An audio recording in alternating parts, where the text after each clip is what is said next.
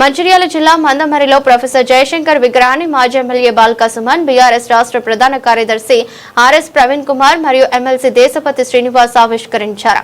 ఈ సందర్భంగా మాట్లాడుతూ కాంగ్రెస్ ప్రభుత్వంలో నియోజకవర్గం అభివృద్ధికి ఆమడు దూరంలో ఉందని అన్నారు. పేదలకు ఉండడానికి నీడలేదని గుర్తించి డబుల్ బెడ్రూమ్లను కట్టేసి సరైన అర్హులకు పంచకుండా కేవలం కాంగ్రెస్ కార్యకర్తలకే కట్టబెడుతున్న ఘనత కాంగ్రెస్ కే దక్కుతుందని అన్నారు. చాలా రకాల నిధులు తీసుకొచ్చి ఈ ప్రాంతాన్ని బాగా అభివృద్ధి చేసినాం. సంక్షేమం కేసీఆర్ గారి నాయకత్వంలో బ్రహ్మాండంగా తీసుకున్నాం. నేను ఎక్కువ మాట్లాడి అన్నం ఉడికిందా లేదంటే 2 మెతుకులు తీసుకొని ఇట్లా అంటే ఉడికిందా లేదా అర్థమైంది. మన పనికేరుకు నిదర్శనం ఈ ఫ్లైఓవరే.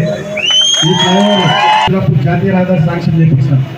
దాని తదనంతరం మనం ఎమ్మెల్యే అయిన తర్వాత ఇక్కడ నుంచి జాతీయ రహదారి నిర్మాణం చేసే సమయంలో ఈ ప్రాంతంలో ఇది సర్ఫేస్ రోడ్ లెక్క పోతుండే. చాలా స్ట్రక్చర్లు అటు ఇటు కొట్టేసే పరిస్థితి ఉంటే ఆనాడు ఈ ప్రాంతంలో ఉన్న మన వాళ్ళందరూ వచ్చి రిక్వెస్ట్ చేస్తే మనం హైదరాబాద్కు 2-3 సార్లు పోయి అధికారులను రిక్వెస్ట్ చేసి అలైన్మెంట్ మార్చాలని ప్రయత్నం చేసి దాంట్లో భాగంగా అలైన్మెంట్ మార్పించాం.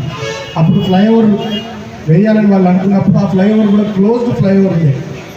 దాన్ని కూడా మనం 6 నెలలు పని ఆపి మళ్ళీ వాళ్ళతో చర్చించి ఎందుకయ్యా రేవంత్ రెడ్డి నీకంత కసి, చిన్న పిల్లలంటే కసి, రైతులంటే కసి. అలా మేము సిరిపూర్లో అయితే మొట్లగూడ, రాంపూరు, డబ్బా ఎక్కడ చూడు యూరియా కోసం చెప్పులు పెట్టుకొని బ్యాగులు పెట్టుకొని రైతులందరూ కూడా 1000 కళ్ళతో ఎదురు చూస్తూ ఉన్నారు.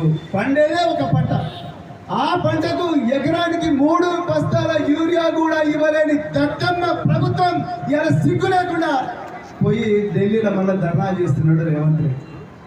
మిత్రులారా, మీరందరూ కూడా ఇవన్నీ జాగ్రత్తగా గమనించాలి. మేడిగడ్డ కుంగిపోయింది.